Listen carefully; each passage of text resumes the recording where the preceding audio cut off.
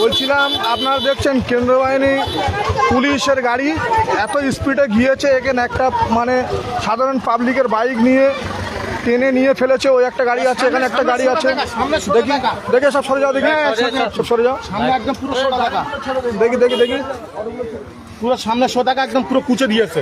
গাড়ির মধ্যে ঢুকে গিয়েছিল, বাইকের মধ্যে ঢুকে গেছে। স্যার স্যার এক মিনিট একটু সরে যান, 1 মিনিট। আরে পা ভেঙে গেছে, হাতও ভেঙে গেছে, একটা পা একটা হাত। अरे एम्बुलेंस का नंबर नहीं है। एम्बुलेंस तो देखिए, एम्बुलेंस का नंबर बुलाइए। ওই একটা গাড়ি আসছে কেন্দ্র বাহিনী, কেন্দ্র সরকারের গাড়ি, খুব স্পিড যাচ্ছিল। সকালবেলা মানুষ কাজে যায় তো 80-90 স্পিডে ছিল গাড়িটা, বলছিল টেনে নিয়ে 10-15 হাত দূরে ফেলেছে। আমাদের এখান থেকে এরা এসব এসে ধরেছে, ওদেরও দেখাচ্ছি, যে পাবলিককেও দেখাচ্ছি, তাকেও দেখাচ্ছি, ঠিক আছে।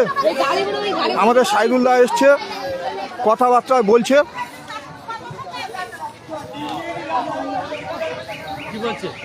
এরা অ্যাক্সিডেন্ট করে বেরিয়ে যাচ্ছিল কেন্দ্র বাহিনী পুলিশ। দেখুন আমরা ধরে আটকে দিয়েছি।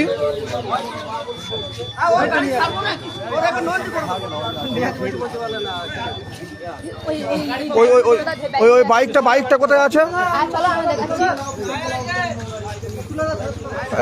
ওই যে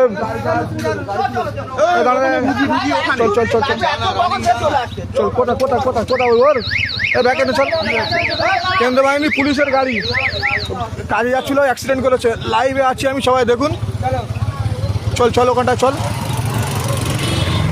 বাইকটা কোথায় ওর?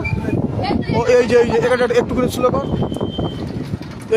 এই যে ওর বাইকটা টেনে নিয়ে সেই ওখান থেকে এখানে এনে ফেলেছে। লোকটা দাঁড়াতে পারছে না, এখানে দাঁড়িয়ে যাও। ও কোমর ভেঙে গিয়েছে, কোমর পা সব ভেঙে গিয়েছে। আমরা তো গাড়িটা এখন আটকে রেখেছি।